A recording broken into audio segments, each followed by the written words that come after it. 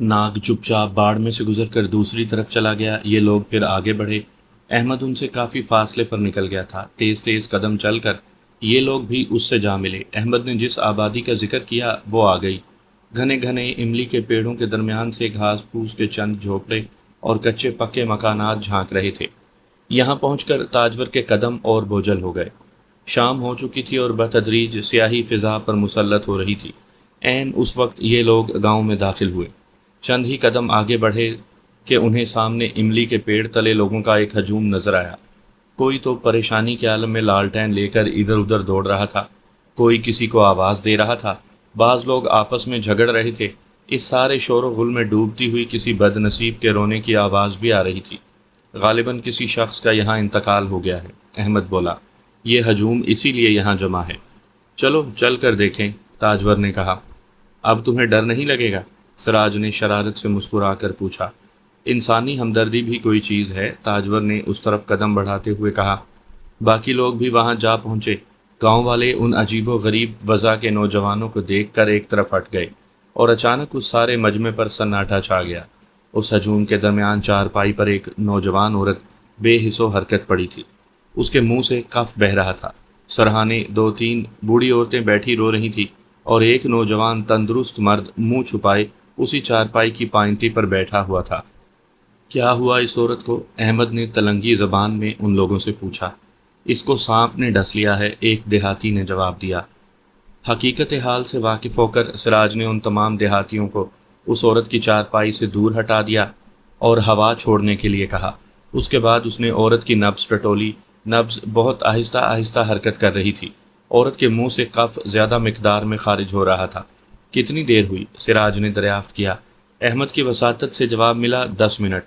If, وقت تو کافی گزر گیا، لیکن پھر بھی کوشش کرتا ہوں۔ اس نے جلدی سے پانی منگوا کر وضو کیا اور آہستہ آہستہ کچھ پڑھ کر اس عورت کی پنڈلی پر جہاں سانپ نے ڈس لیا تھا پھونکنے لگا۔ بار بار وہ پڑھ کر پھونکتا اور اس عورت کی نبض دیکھتا جاتا تھا۔ تمام دیہاتی حیرت سے اس انگریزی وضاقتہ کے نوجوان کو اس عورت کا علاج کرتے دیکھ رہے تھے، لیکن باوجود اس قدر پڑھنے اور پھونکنے کے زہر کا اثر زائل نہ ہوا۔ پہلے تو احمد اور تاجور کو بھی حیرت ہوئی کہ سراج کو زہر اتارنا بھی آتا ہے، لیکن جب انہوں نے اس کو ناکام ہوتے ہوئے دیکھا تو تاجور نے آواز کسی، بس بھی کیجئے ملا جی، یہ روگ آپ کے بس کا نہیں، کیوں خواہ مخواہ ٹانگ اڑا رہے ہیں؟ ہٹ بھی جاؤ میری جان، انہی لوگوں کو کچھ کر لینے دو۔ احمد نے چوٹ کی۔ سراج نے ان کی باتوں کا کوئی جواب نہیں دیا، صرف سر کے اشارے سے انہیں روکا۔ یکا یک اس کا چہرہ سرخ ہو گیا۔ اس نے تیزی سے کچھ پڑھنا شروع کیا۔ وفور جوش اور غیظ و غضب سے اس کو کانپنے لگا۔ تمام لوگ حیرت اور دلچسپی کی نظروں سے یہ ساری کارروائی دیکھ رہے تھے۔ سراج نے پوری قوت سے اس عورت کے 2 چانٹے رسید کیے اور ساتھ ہی مؤخر الذکر نے اچھل کر کہہ کی۔ پھر تھوڑی دیر تک بے حس و حرکت پڑی رہی اور چند لمحوں کے بعد اس نے آنکھیں کھول دیں۔ احمد سراج سے لپٹ گیا۔ ارے واہ رے میرے یار، ہم تو اب تک تجھے تھوتھا ہی سمجھتے تھے، مگر تو تو چھپا رستم نکلا۔ میں نے بھی کہا کہ یہ گاؤدی علاج کرنے چلے ہیں، خدا خیر کرے۔ اپنی طرح گھامڑ نہ سمجھ لینا میرے یار، بقول استاد ذوق، ہر فن میں ہوں میں طاق، مجھے کیا نہیں آتا۔ واقعی سراج صاحب، آپ نے تو کمال ہی کر دیا، بے جان لاش میں پھر سے نئی جان ڈال دی۔ ایسے نہ کہیے میں صاحبہ، میں نے نہیں، اوپر والے نے ڈالی ہے، سراج بولا۔ جو مرد اس عورت کے پاس پائنتی بیٹھا ہوا تھا اس کا شوہر تھا۔ جب اس نے اپنی بیوی کو ہوش میں آتا دیکھا تو بے اختیار سراج کے پیروں پر گر پڑا اور وفور احساس شکر سے اس کی آنکھوں میں آنسو آ گئے۔ سراج نے اس کو اٹھایا اور تسلی دی۔ فوراً گاؤں والوں نے ایک چارپائی ان نوارد مہمانوں کے لیے ڈال دی اور دیہات کی لذیذ ٹھنڈی لسی سے ان کی خاطر کی۔ ان لوگوں نے بھی اس خاطر تواضع کو غنیمت جانا اور بیٹھ کر کار کا انتظار کرنے لگے۔ انہیں یہاں بیٹھے ہوئے کافی عرصہ ہو گیا اور اب تک کار کا کوئی پتہ نہیں تھا۔ جیسے جیسے وقت گزرتا گیا ان لوگوں کی آس یاس میں تبدیل ہوتی گئی۔ آخر مایوس ہو کر انہوں نے فیصلہ کیا کہ یہاں سے پیدل ہی اسٹیشن کی طرف چل پڑیں، رات وہیں ڈاک بنگلے میں قیام کریں گے اور صبح کی ٹرین سے حیدرآباد واپس چلے جائیں گے۔ عین اس وقت انہیں دور سے روشنی نظر آئی۔ تھکن سے سب چور ہو گئے تھے، اب کسی میں ایک قدم بھی چلنے کی سکت باقی نہیں تھی۔ چنانچہ ایسے وقت امید کی کرن دیکھ کر سب کی جان میں جان آئی۔ احمد نے آگے بڑھ کر کار روک لی۔ سراج نے اس آدمی کا شکریہ ادا کیا جس کی تواضع سے یہ لوگ مستفیض ہوئے تھے۔ اس کے بعد یہ لوگ کار میں سوار ہو گئے۔ تیزی سے زاہد صاحب کی شاندار قیمتی کار شہر حیدرآباد کی طرف روانہ ہوئی۔ گھنٹہ ڈیڑھ گھنٹے میں یہ لوگ شہر میں داخل ہو گئے۔ تاجور احمد اور سراج سے رخصت ہوئی۔ اس نے دوسرے دن ان سے ملنے کا وعدہ کیا۔ تاجور کو اس کے گھر چھوڑ کر یہ لوگ کاشانہ زاہد واپس ہو رہے۔ سامعین کرام، آپ سن رہے ہیں ایک پراسرار رومانی کہانی جس کا نام ہے داستان۔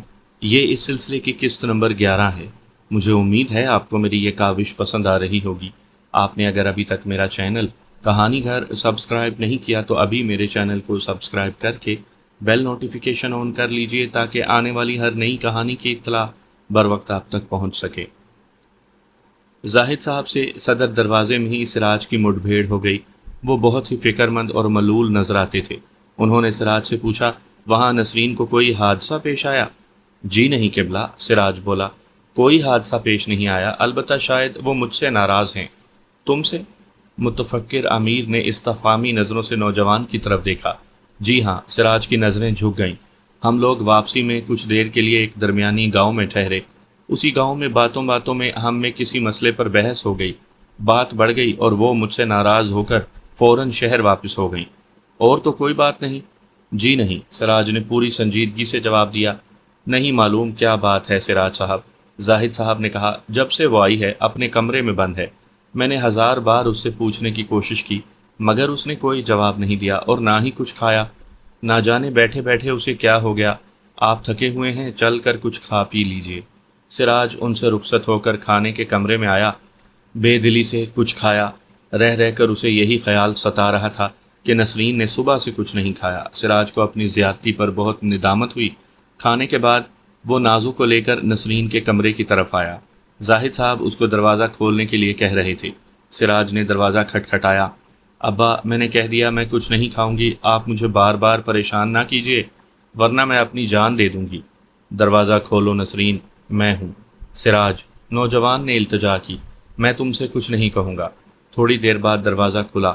نسرین کا چہرہ اترا ہوا تھا اور آنکھوں میں آنسو بھرے ہوئے تھے، شاید وہ مسلسل اب تک روتی رہی۔ لڑکی کی نگاہیں اٹھیں اور سراج کے دل کے پار ہو گئیں۔ ان نگاہوں کی شکایت اور دکھ سے نوجوان کا دل بے چین ہو گیا۔ آج ایک رات کے لیے اس بے سہارا لڑکی کو اپنے کمرے میں جگہ دو نسرین، کل میں اس کے لیے کوئی نہ کوئی انتظام کر لوں گا۔ سراج اس سے درخواست کر رہا تھا، وہ انکار نہ کر سکی۔ اس نے نازو کو اندر بلا لیا۔ سراج نے مزید کہا، نسرین، دکھوں کے بس میں ہو کر انسان کو ناسمجھی سے کوئی ایسی حرکت نہ کر بیٹھنی چاہیے جس سے نہ صرف خود اس کو بلکہ اس کے ساتھ کئی اور افراد کو تکلیف پہنچے۔ بزدل ہے وہ انسان جو پریشانی اور دکھ کا مقابلہ نہ کر سکے۔ نسرین نے لاپرواہی سے شانوں کو حرکت دی اور دروازہ بند کر لیا۔ اب آپ مزید انہیں پریشان نہ کیجیے گا قبلہ، سراج نے زاہد صاحب سے کہا۔ نسرین کی طرف سے مطمئن رہیے، اسی لیے میں نے نازو کو ان کے کمرے میں بھیج دیا ہے۔ گو یہ سہارا بہت کمزور تھا، پھر بھی زاہد صاحب مطمئن ہو گئے۔ آج رات سراج کو بالکل نیند نہیں آئی، طرح طرح کے ڈراؤنے خیالات اس کو ستانے لگے۔ کہیں واقعی اگر نسرین نے خودکشی کر لی تو کیا اس بے گناہ لڑکی کا خون ناحق اس کی گردن پر نہیں ہوگا؟ کیا وہ کبھی اپنے آپ کو معاف کر سکے گا؟ نسرین کو ہمیشہ کے لیے کھو کر کیا وہ اس دکھ بھری دنیا میں چین اور اطمینان کا سانس لے سکے گا؟ لاکھ اس نے نسرین کی محبت کو ٹھکرا دیا ہو اور اپنے دل کو تسلی دے لی کہ اس کو نسرین سے بالکل محبت نہیں، لیکن بار بار یہ اٹل صداقت اس کے دل میں سر اٹھا رہی تھی اور پکار پکار کر کہہ رہی تھی کہ واقعی تجھے اس حسین اور معصوم دوشیزہ سے دلی محبت ہے، تو اس کے بغیر زندہ نہیں رہ سکتا۔ چاند کی آخری تاریخیں تھیں، آسمان پر تاروں کا قافلہ رواں دواں تھا۔ نہ جانے کیوں ایسے میں چاند نے اپنا جگمگاتا ہوا چہرہ چھپا لیا۔ شاید آج اس نے بھی ان ننھے منھے تاروں سے بے وفائی کی اور انہیں فضائے بسیط میں تنہا اور بے یار و مددگار چھوڑ دیا۔ سراج کو اپنے کمرے میں وحشت ہونے لگی۔ آج رات گرمی بہت زیادہ تھی اور اس کی تاریکی میں اس کا دم گھٹنے لگا۔ 1000 بار اس نے کوشش کی کہ کسی طرح ان پریشان کن خیالات اور وہموں کو اپنے دل و دماغ سے خارج کر دے اور کسی دوسری بات کے متعلق سوچے، لیکن وہ اپنی ان کوششوں میں کامیاب نہ ہو سکا۔ گرمی کی شدت سے گھبرا کر وہ اپنے بستر سے باہر آیا اور کوٹھی کے سامنے والے شیشم کے گھنے اور دیو پیکر پیڑوں سے کسی قدر ہٹ کر کھلے آسمان کے نیچے ڈیرا جما لیا۔ یہاں پہنچ کر اس کے تھکے ہوئے اعصاب کو سکون نصیب ہوا۔ ٹھنڈی ہوا کے زم زم جھونکے اس کے لیے پیغام رحمت تھے، اور کوٹھی میں چاروں اطراف موت کا سا سناٹا چھایا ہوا تھا۔ اپنے بستر پر دراز ہو کر سراج نے سوچا، نسرین کو اس کے انکار سے گہرا صدمہ ہوا۔ اگر وہ انکار نہ کرتا تو کیا اس کو خوشی ہوتی؟ کیا وہ ساری زندگی اپنی محبت کو نبھانے کی کوشش کرتی، کبھی اس سے ناراض نہ ہوتی؟ لیکن کسے معلوم، اس کی وہ وقتی محبت دیر پا ثابت ہوتی، جبکہ کئی بار اس نے خود اپنی آنکھوں سے اس کو ذرا ذرا سی بات پر روٹھتے اور خود ہی ہنستے دیکھا۔ تمام رات وہ اسی قسم کے خیالات سے سرگرداں رہا۔ تقریباً 2 بجے ہوائیں چلنے لگیں، اب رات بھی ڈھل رہی تھی۔ ایسے میں سراج کا دماغ بھی سوچتے سوچتے تھک گیا تھا۔ رفتہ رفتہ اس کے اعصاب پر غنودگی چھانے لگی، اور تھوڑی ہی دیر میں اس کی آنکھ لگ گئی۔ اچانک ہواؤں میں تیزی آ گئی، سیاہ بادل آسمان پر منڈلانے لگے۔ فضا کا اچانک یہ تغیر بارش کی آمد کی خبر دے رہا تھا، اور آندھی کہہ رہی تھی کہ جب تک میرے دم میں دم ہے میں تجھے برسنے نہ دوں گی۔ آندھی اور بارش کی اس کشمکش میں یکا یک نہ جانے کس کھٹکے سے سراج کی آنکھ کھل گئی۔ اس کو لاشعوری طور پر ایسے محسوس ہوا جیسے خطرہ اس کے سر پر منڈلا رہا ہے۔ کسی نامعلوم خوف سے اس کے اعصاب تن گئے، اور دل زور زور سے دھڑکنے لگا۔ اس نے چوکنا ہو کر ادھر ادھر دیکھا۔ ہوا اب زور زور سے چلنے لگی تھی۔ اس کی سائیں سائیں نے اس کا خوف اور دہشت اور بھی بڑھا دیا۔ اسے ایسے معلوم ہوا جیسے کوئی شخص دبے پاؤں جھاڑی کے عقب سے گزر رہا ہے۔ خطرے کا احساس بے وجہ نہ تھا۔ سراج بستر سے اچھل کر کھڑا ہو گیا۔ وہ جھاڑی میں چھپ کر گزرنے والے کو دیکھنے لگا۔ وہ اچھی طرح جانتا تھا کہ اس کوٹھی میں آدھی رات کے وقت بھٹکی ہوئی روحیں گھومتی ہیں، اس لیے بھی اس کا تجسس بے وجہ نہ تھا۔ چپ چاپ کھڑا ہو کر سراج جھاڑی میں سے گزرنے والی نامعلوم روح کا انتظار کرنے لگا۔ کوئی سیاہ پوش لامبی سی شبیہ اس کے سامنے سے گزری۔ گزرنے والا چاروں طرف بہت ہی احتیاط سے دیکھ دیکھ کر قدم اٹھا رہا تھا۔ تاریکی اس قدر کثیف تھی کہ ہاتھ کو ہاتھ سجائی نہ دے۔ پھر بھی دبے پاؤں سراج جھاڑی اور درختوں کی آڑ لے کر اس شخص نامعلوم کا پیچھا کرنے لگا۔ نامعلوم دشمن دبے پاؤں بچتا بچاتا کوٹھی میں داخل ہو گیا۔ سراج نے اس کا خفیہ تعاقب پوری تندہی سے جاری رکھا، لیکن شاید غلطی سے زاہد صاحب کے کمرے کی طرف چلا آیا، کیونکہ اس کو اپنے آگے وہ پراسرار سیاہ پوش نہ نظر آیا۔ کوٹھی کے اندرونی جانب ایک قطار میں کمرے بنے ہوئے تھے۔ سراج نے آگے بے دھڑک بڑھنے میں خطرہ محسوس کیا، کیونکہ ہو سکتا تھا دشمن اپنے تعاقب سے باخبر ہو کر کہیں چھپ کر تاک رہا ہو اور بے خبری میں اس پر وار کر دے۔ ایسی صورت میں اس کو کیسا طرز عمل اختیار کرنا چاہیے؟ ابھی سراج کو غور کرتے ہوئے چند ہی لمحے گزرے ہوں گے کہ اچانک ایک جگر دوز چیخ سنائی دی، جس سے سنسان کوٹھی کی خاموش فضا میں تھوڑا سا ارتعاش پیدا ہوا۔ اس کے بعد پھر ایک بار بھیانک خاموشی چھا گئی۔ سراج اس چیخ کو سن کر پریشان سا ہو گیا۔ ضرور اس کوٹھی میں کسی کا خون ہوا ہے۔ یہ چیخ کس کی تھی؟ اس کا دل زور زور سے دھڑکنے لگا۔ ضرور یہ کسی عورت کی چیخ تھی، شاید نسرین کی۔ اس خیال ہی سے سراج کانپ اٹھا اور بے دھڑک نسرین کے کمرے کی طرف دوڑا۔ راستے میں کئی چیزوں سے ٹکرایا، لیکن ایک لمحے کے لیے بھی اس نے توقف نہ کیا۔ نسرین کی جان خطرے میں تھی۔ نسرین کے کمرے کا دروازہ کھلا ہوا تھا۔ کمرے میں موت کی سی خاموشی طاری تھی۔ تاریکی میں اس کو کچھ نظر نہ آیا۔ دروازے کے پاس وہ ایک لمحے کے لیے رکا، شاید دشمن کمرے میں موجود ہو، لیکن موقع کی نزاکت کے اعتبار سے یہ توقف مزید خطرے کا باعث تھا، اس لیے وہ بے جھجک کمرے میں داخل ہو گیا اور اندازے سے دیوار پر بجلی کا سوئچ ڈھونڈ کر بٹن دبا دیا، لیکن روشنی نہیں ہوئی۔ شاید بتی جل گئی یا تار ٹوٹ گیا۔ اب کیا ہوگا؟ اس سے قبل وہ نسرین کے کمرے میں آ چکا تھا۔ اس کو مختلف چیزوں کا اندازہ تھا۔ تاریکی میں ادھر ادھر ٹٹولتا ہوا وہ نسرین کے پلنگ کی طرف بڑھا۔ راستے میں وہ کسی چیز سے ٹکرایا۔ اللہ! کسی نے درد بھری آواز سے کہا۔ کون ہے کمرے میں؟ سراج نے فرش پر ادھر ادھر ٹٹول کر پوچھا۔ تاریکی میں کوئی اٹھنے کی کوشش کر رہا تھا۔ سراج نے اس کو شانوں سے پکڑ کر جھنجھوڑا۔ تم کون ہو؟ شاید اٹھنے والے نے سراج کو پہچان لیا۔ بھیا! نسرین بہن! نازو! کیا ہوا انہیں؟ سراج نے چلا کر پوچھا۔ انہیں بچائیے بھیا، نازو نے روتے ہوئے کہا۔ سراج نے نازو کو وہیں چھوڑا اور دوڑتا ہوا کوٹھی سے باہر نکل آیا۔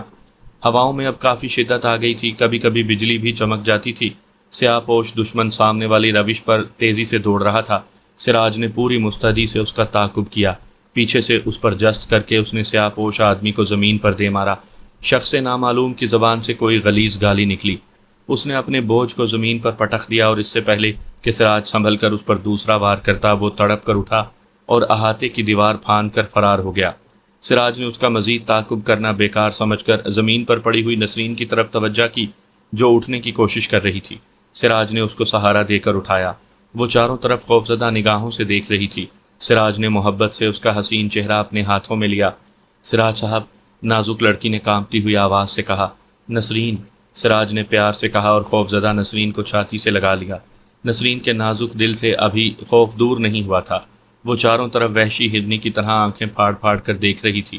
نسرین کے دل کی دھڑکن سراج کے دل کی آواز سے ہم آہنگ ہو گئی۔ سراج کی قربت نے نسرین کی ٹوٹی ہوئی ہمت کو پھر سے سہارا دیا۔ تھک کر معصوم نسرین نے سراج کے کشادہ سینے پر اپنا سر رکھ دیا۔ تمہیں کہیں چوٹ تو نہیں آئی؟ سراج نے تشویش سے پوچھا۔ نسرین نے صورت انکار سر کو جنبش دی۔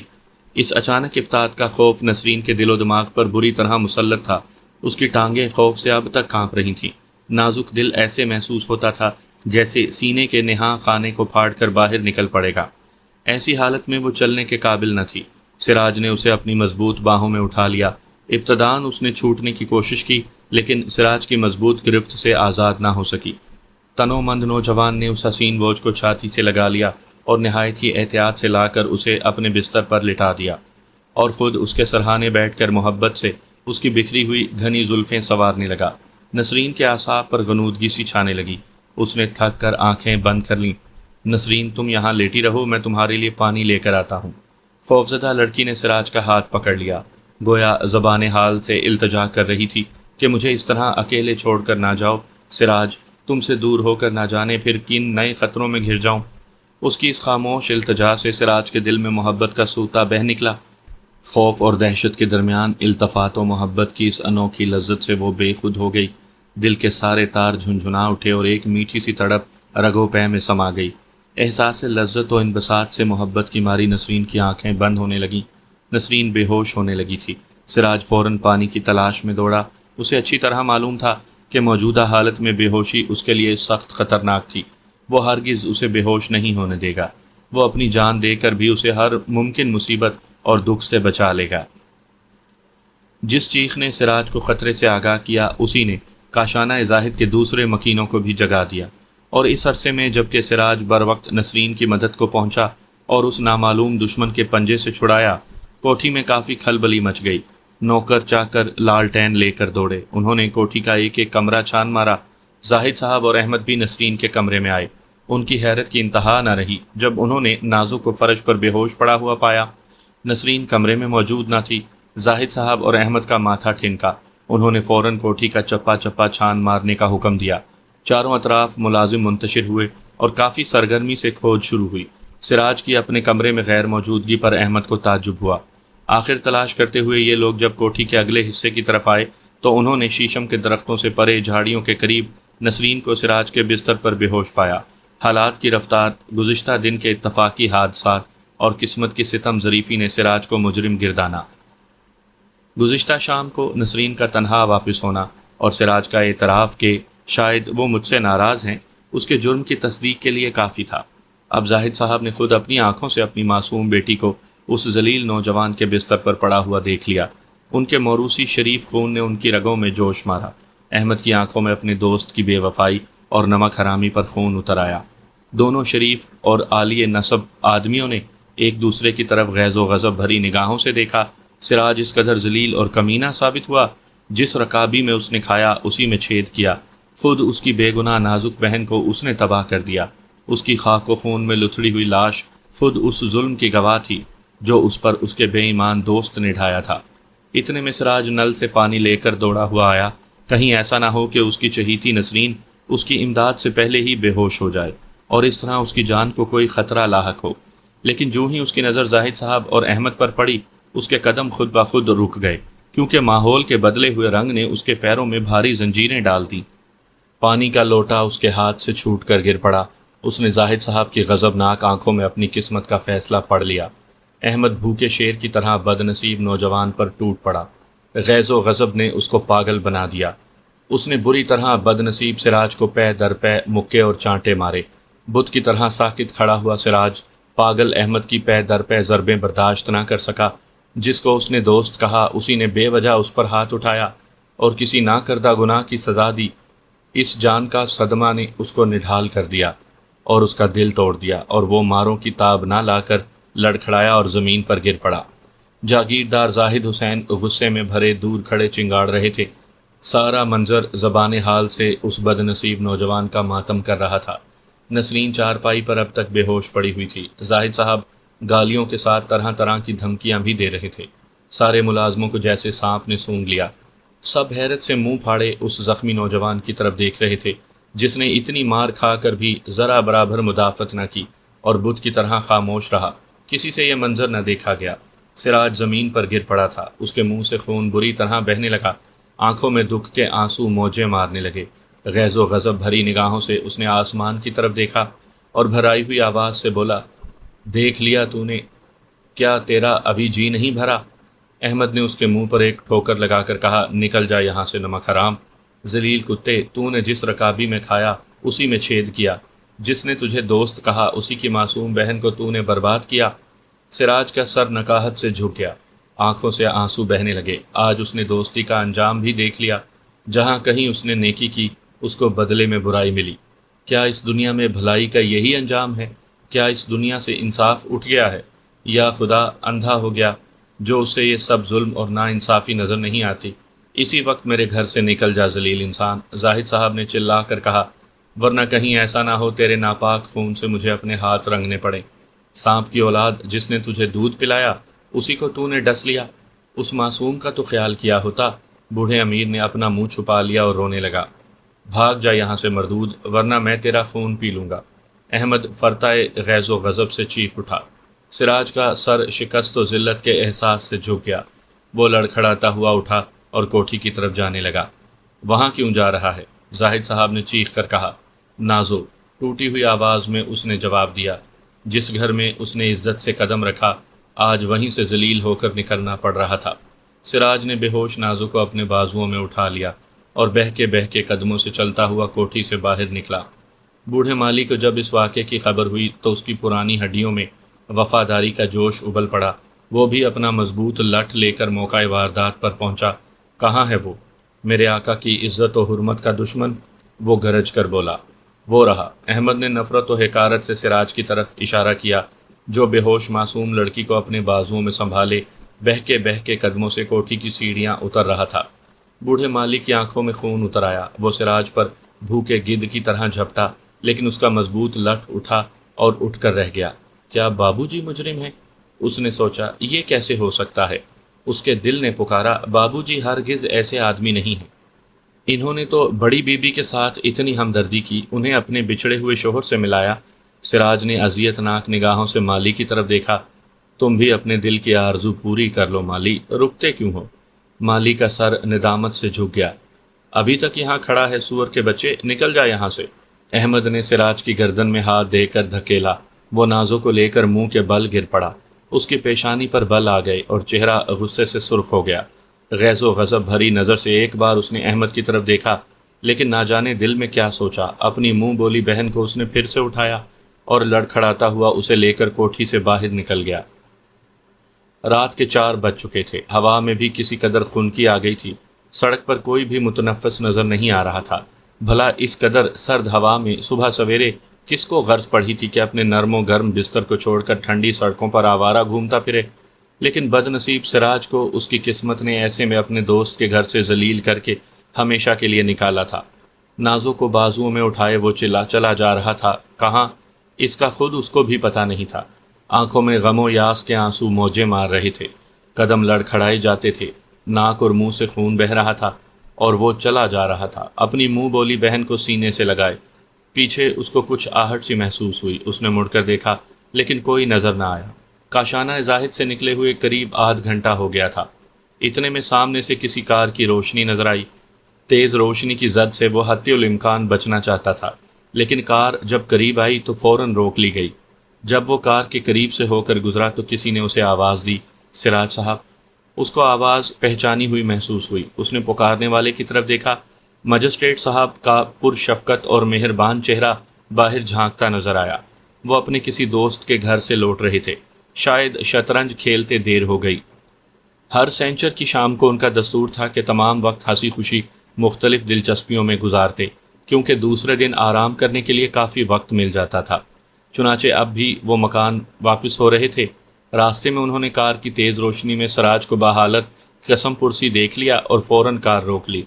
مجسٹریٹ صاحب، سراج کے خون آلود ہونٹوں سے نکلا۔ اس کی آنکھیں ندامت و غم سے جھک گئیں۔ آپ اس حال میں اس قدر رات گئے کہاں جا رہے ہیں؟ مجسٹریٹ صاحب نے حیرت سے پوچھا۔ یہ آپ کے بازوؤں میں کون ہے؟ ایک بد نصیب بھائی کی بد نصیب بہن، سراج نے بھرائی ہوئی آواز میں جواب دیا۔ سراج صاحب، کوئی ناخوشگوار حادثہ پیش آیا؟ نیک دل مجسٹریٹ نے ہمدردی سے پوچھا۔ مجھے صاحب نہ کہیے، ذلیل کتا کہیے، نمک حرام کہیے۔ میں نے جس رکابی میں کھایا اسی میں چھید کیا، جس نے مجھے دودھ پلایا اسی کو میں نے ڈس لیا، مجھے صاحب نہ کہیے۔ لیکن آپ بتائیے تو صحیح بات کیا ہے؟ خدا کے لیے مجھے اور نہ ستائیے، کوئی راستے کے بھکاریوں سے اس قدر رحم و التفات سے پیش نہیں آیا کرتا۔ جانے دیجیے انہیں اپنی راہ۔ اس کی غم نصیب آنکھوں سے آنسوؤں کا سیلاب بہہ نکلا۔ نازوں کو اپنی چھاتی سے چمٹا کر بہہ کے قدموں سے آگے بڑھ گیا۔ یہ تمام باتیں مجسٹریٹ صاحب کی سمجھ میں نہ آ سکیں۔ سراج کا اتنی ابتر حالت میں ایک اجنبی لڑکی کو اس طرح اٹھا کر طوفانی رات میں کہیں جانا اور کسی قسم کے حالات بیان کرنے سے صریحاً انکار۔ مزید حالات دریافت کرنے کے لیے وہ زاہد صاحب کے مکان آئے۔ یہاں آ کر تو انہوں نے کچھ عجیب ہی منظر دیکھا۔ کوٹھی کے باہر باغ میں ہی گھر کے سب افراد جمع تھے اور ایک ہنگامہ برپا تھا۔ یہ دیکھ کر مجسٹریٹ صاحب بھی موقع پر پہنچے۔ انہیں دیکھتے ہی زاہد صاحب فوراً ان سے لپٹ گئے۔ دیکھا آپ نے اس کمینے سراج کے کرتوت؟ کیا ہوا زاہد صاحب؟ اس نے کیا کیا؟ میں نے اس پر اس قدر احسانات کیے، اتنی ہمدردی کی، اور اس نے مجھے اس کا یہ بدلہ دیا۔ اگر مجھے معلوم ہوتا کہ میں ایک سانپ کو اپنی آستین میں جگہ دے رہا ہوں تو اسی وقت اس کا سر کچل دیتا۔ میں نے اس کو اپنے گھر میں ٹھہرایا، اس کی اس قدر خاطر کی، اور اس کے بدلے اس نے میری معصوم بچی کی آبرو کو خاک میں ملا دیا۔ مجسٹریٹ صاحب اب حقیقت حال سے واقف ہوئے۔ انہوں نے زاہد صاحب اور احمد کو، جو غصے سے پاگل ہو رہے تھے، سمجھا بجھا کر ٹھنڈا کیا۔ زاہد، جو بات ہو چکی، اب اس پر دیوانوں کی طرح دیوار سے سر ٹکرانے اور منہ نوچنے سے کیا حاصل؟ دیکھو تو بچی کب سے بے ہوش پڑی ہے، پہلے اس کو ہوش میں لانے کی تدبیر کرو۔ خدا نہ خواستہ اس کے دشمنوں کو کچھ ہو جائے۔ احمد اور زاہد صاحب نے ان باتوں میں چھپی ہوئی حقیقت اور اس کی اہمیت کو محسوس کیا۔ تب کہیں جا کر ان کا جوش کسی قدر سرد پڑا۔ اس کے بعد مجسٹریٹ صاحب نے تمام واقعہ تفصیل سے سنا۔ درمیان میں انہوں نے احمد اور زاہد صاحب کے بیانات پر جرا بھی کی۔ آدمی تھے قانونی، چنانچہ ان دونوں کے بیانات سن کر انہوں نے ان کے طرز عمل پر اظہار افسوس کیا۔ زاہد، معاملے کی اصلیت جانے بغیر کسی شخص کو محض جذبات سے بے بس ہو کر سزا دینا قانون اور انصاف کی نظروں میں بہت بڑا جرم ہے۔ تھوڑی دیر کے لیے سوچو بھلا، تمہارے پاس اس بات کا کیا ثبوت ہے کہ وہ بد نصیب نوجوان ہی مجرم ہے؟ اس کی گناہ گاری کا سب سے بڑا ثبوت یہ ہے کہ نسرین خاک و خون میں لتھڑی ہوئی بے ہوش اس کے بستر پر پائی گئی۔ آپ نہیں جانتے مجسٹریٹ صاحب، یہ سب کچھ اس نے ایک منظم منصوبے کے تحت کیا۔ اس نے ایک اجنبی لڑکی کو، جسے جاگیر کے ذلیل طبقے سے اٹھایا، نسرین کے کمرے میں بہانے سے داخل کرایا تاکہ اس معصوم کو سوتا پا کر وہ لڑکی چپکے سے دروازہ کھول دے، اور اتنی رات گئے وہ میری معصوم بچی کو اس کمرے سے اڑا لایا اور کوٹھی سے باہر لے جا کر اس کو برباد کر دیا۔ اتنا کہہ کر زاہد صاحب پھر ایک بار رونے لگے۔ زاہد، اس جان کا واقعے کا مجھے بھی کچھ کم غم نہیں، لیکن اب رنج سے فائدہ، اپنے دل کو تسکین دو۔ چچا جان، وہ بہت ہی کمینہ اور نمک حرام ہے۔ اس نے مجھ سے کئی باتیں چھپائیں۔ جاگیر سے جب ہم لوگ واپس ہو رہے تھے تو اس گاؤں میں نہ جانے اس نے میری خوددار بہن کی شان میں کیا گستاخی کی، جس سے وہ ناراض ہو کر فوراً چلی آئی۔ جب میں نے اس سے پوچھا تو بہانہ بنا کر ٹال دیا۔ وہ بہت ہی مکار اور کمینہ انسان تھا چچا۔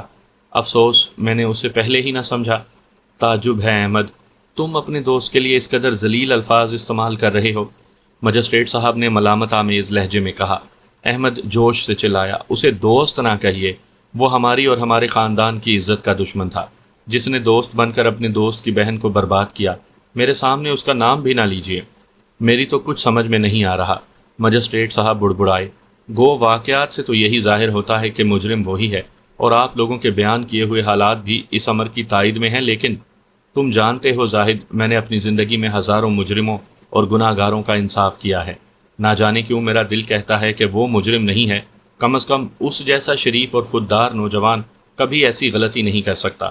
ضرور آپ لوگوں کو کوئی غلط فہمی ہوئی ہے۔ آپ کو کیا پتہ، اگر آپ کی اپنی لڑکی ہوتی تو آپ کو جان پڑتا، زاہد صاحب نے وفور غم سے روتے ہوئے کہا۔ ایسا نہ کہو زاہد، مجسٹریٹ صاحب نے شرمندہ ہو کر کہا۔ کیا یہ میری بیٹی نہیں ہے؟ ہو سکتا ہے میں ہی غلطی پر ہوں۔ ضرور ایسا ہی ہوگا، ضرور ایسا ہی ہوگا۔ آخری فکرے مجسٹریٹ صاحب نے خود اپنے دل سے مخاطب ہو کر کہے، گویا وہ اس کی آواز کو دبا کر اسے باور کروانا چاہتے تھے کہ واقعی ایسا ہی ہے۔ نسرین کو ہوش میں لانے کی بتھیری تدبیریں کی گئیں مگر وہ ہوش میں نہ آ سکی۔ جب تاجور نے مجسٹریٹ صاحب کی زبانی یہ سارے واقعات سنے تو اس کا ماتھا ٹھنکا ضرور۔ اس سلسلے میں احمد بھائی اور چچا جان کو غلط فہمی ہوئی ہے۔ مجسٹریٹ صاحب کہہ رہے تھے، اچھا ہوا بیٹی، سراج کی نسبت یہ سب واقعات پہلے ہی معلوم ہو گئے، ورنہ میں اسے تمہاری شادی کرنے کی نسبت سوچ رہا تھا۔